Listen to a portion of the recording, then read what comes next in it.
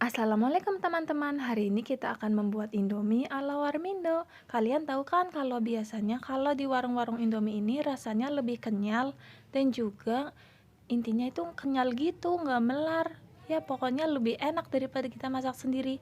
Ternyata ada rahasianya. Dan si abang ini dia ngebagiin caranya supaya lebih kenyal seperti yang di Warmindo-Warmindo. Langsung aja ya kita buat seperti saran si abang ini. Kita beri tepung beras. Pertama kita siapkan mie gorengnya merek Indomie aku pakainya, kemudian daun cesem, kemudian tepung beras. Pertama kita rebus airnya dulu ya.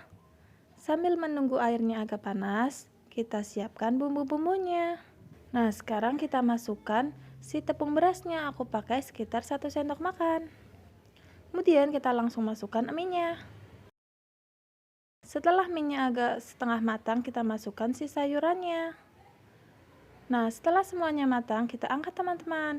Ini sebelum diaduk ya, jadinya seperti ini. Emang terlihat lebih kenyal ya. Nanti kita coba bareng-bareng ya. Sekarang kita kasih taburan bawang gorengnya. Ini udah kita aduk teman-teman. Setelah aku cobain ternyata emang bener loh teman-teman, ini lebih kenyal daripada mie yang biasa aku buat.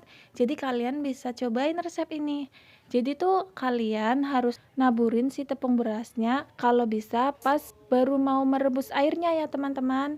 Dan jangan diaduk-aduk soalnya nanti menggumpal. Jadi tepung berasnya setelah ditaburin dibiarin aja, kemudian kita masukkan si eminya. Dia tips dari si AA, si pedagangnya langsung yang dulu pernah jualan di Warmindo. Kasih untuk AA Danang sudah mau berbagi resepnya. Sekian dari aku, jangan lupa subscribe channel Hoki Koki agar aku semakin semangat berbagi resep makanan yang enak lainnya. Terima kasih teman-teman, assalamualaikum, selamat mencoba.